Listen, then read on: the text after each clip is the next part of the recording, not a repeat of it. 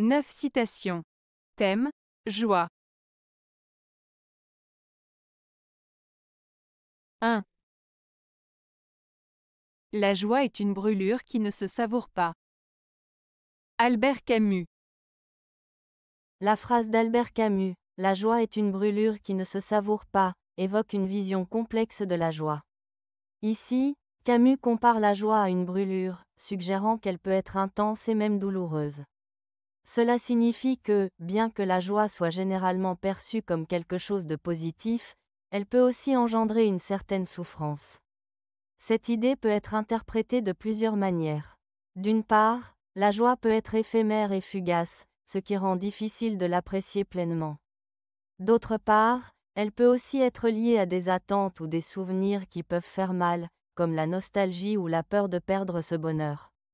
En somme, Camus souligne que la joie, malgré sa beauté, n'est pas toujours facile à vivre. Elle peut être source de tension, de réflexion et de complexité émotionnelle, ce qui rend l'expérience de la joie à la fois intense et parfois douloureuse. 2. Il faut avoir une grande musique en soi si l'on veut faire danser la vie. Friedrich Nietzsche. La citation de Friedrich Nietzsche, « Il faut avoir une grande musique en soi si l'on veut faire danser la vie », évoque l'idée que pour vivre pleinement et de manière authentique, il est essentiel d'avoir une passion ou une inspiration intérieure forte. La grande musique symbolise les aspirations, les rêves, les valeurs ou les émotions profondes qui nous animent. Cela peut être une passion pour l'art, la philosophie, l'amour ou toute autre chose qui nous touche profondément. La danse de la vie représente la manière dont nous interagissons avec le monde, nos actions, nos choix et notre façon de vivre.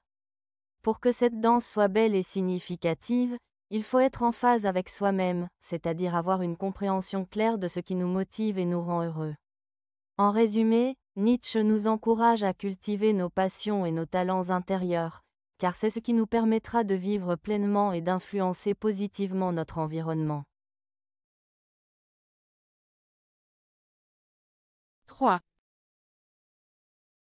La mère de la débauche n'est pas la joie mais l'absence de joie. Friedrich Nietzsche. Cette citation de Friedrich Nietzsche souligne que la débauche, souvent associée à des plaisirs excessifs ou à des comportements immoraux, ne découle pas d'une recherche de joie authentique, mais plutôt d'un vide émotionnel. En d'autres termes, lorsque les gens ne trouvent pas de joie ou de satisfaction dans leur vie, ils peuvent se tourner vers des plaisirs superficiels ou destructeurs pour combler ce manque. Nietzsche suggère que la véritable joie est un état d'esprit positif et épanouissant. Si une personne n'expérimente pas cette joie, elle peut chercher à remplir ce vide par des actions qui, bien qu'elles semblent plaisantes sur le moment, ne mènent pas à un bonheur durable. Ainsi, la débauche est présentée comme une réponse à l'absence de joie authentique, plutôt qu'une expression de celle-ci. Cette réflexion incite à chercher des sources de joie plus profondes et significatives dans la vie. 4. La joie est plus profonde que la tristesse. Friedrich Nietzsche.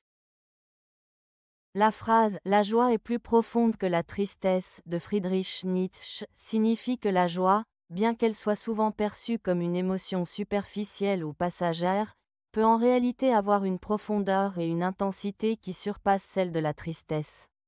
Nietzsche suggère que la joie est une expérience plus riche et plus significative, car elle peut être le résultat de réflexions profondes, de luttes surmontées et d'une compréhension plus large de la vie.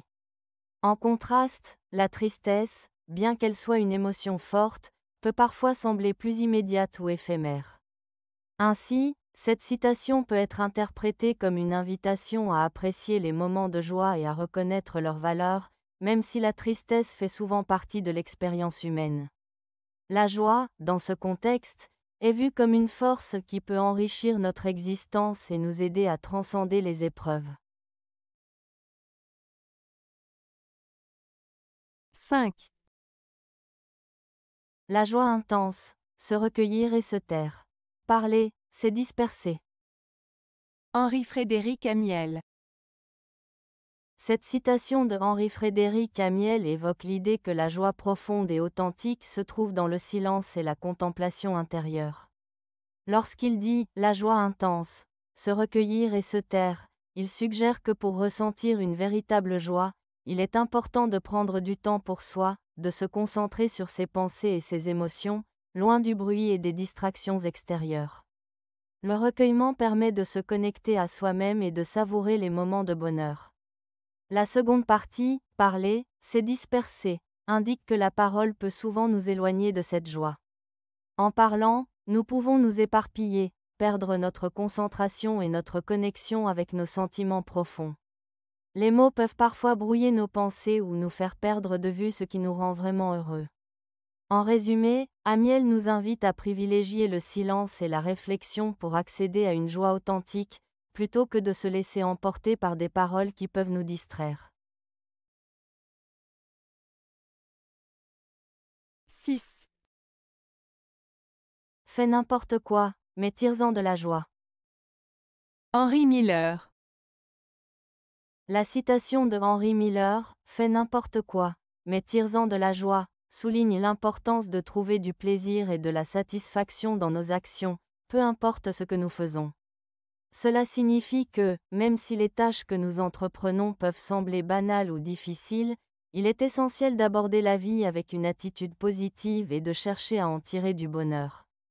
L'idée principale est que la joie ne dépend pas seulement des circonstances extérieures, mais aussi de notre état d'esprit et de notre façon de percevoir les choses.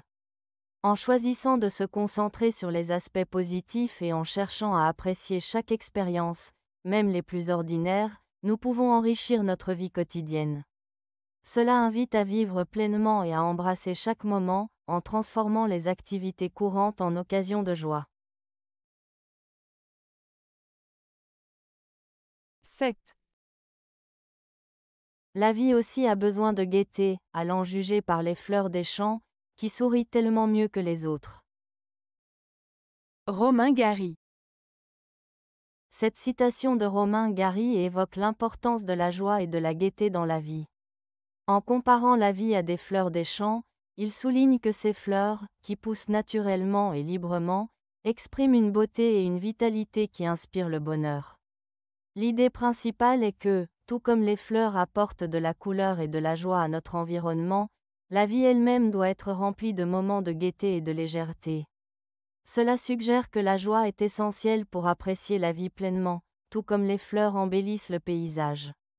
Gary nous rappelle ainsi que même dans les moments difficiles, il est important de chercher et de cultiver des instants de bonheur. 8. Je n'ai aucune espèce de joie à faire le bonheur des gens qui ne me plaisent pas. Tristan Bernard. Cette citation de Tristan Bernard exprime une idée assez claire sur les relations humaines et les émotions. L'auteur dit qu'il ne ressent pas de satisfaction à rendre heureux des personnes qu'il n'apprécie pas.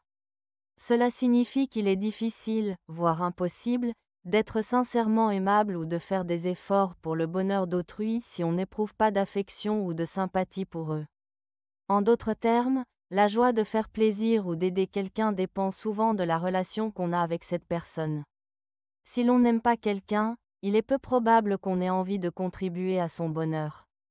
Cette citation souligne l'importance des sentiments personnels dans nos interactions et nos actions envers les autres. Elle peut aussi faire réfléchir sur l'authenticité de nos actes.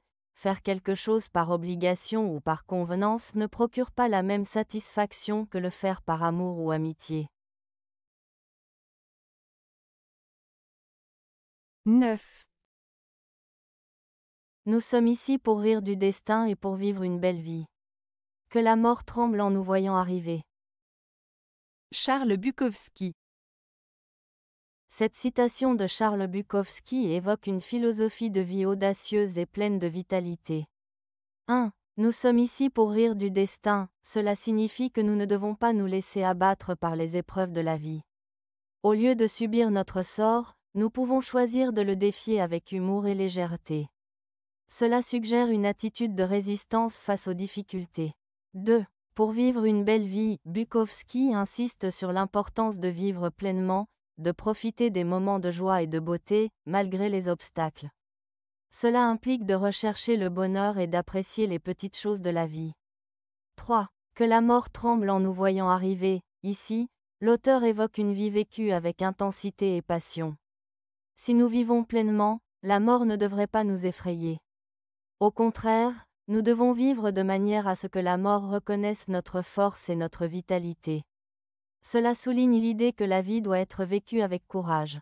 En résumé, Bukowski nous invite à embrasser la vie avec humour et passion, à ne pas craindre la mort et à vivre de manière à ce que notre existence soit une célébration. Avez-vous aimé la vidéo? Si oui, mettez un pouce vers le haut. Cela aidera la chaîne et aidera les autres à la trouver. Nous ajoutons plusieurs nouvelles vidéos quotidiennement. Abonnez-vous pour ne rien manquer.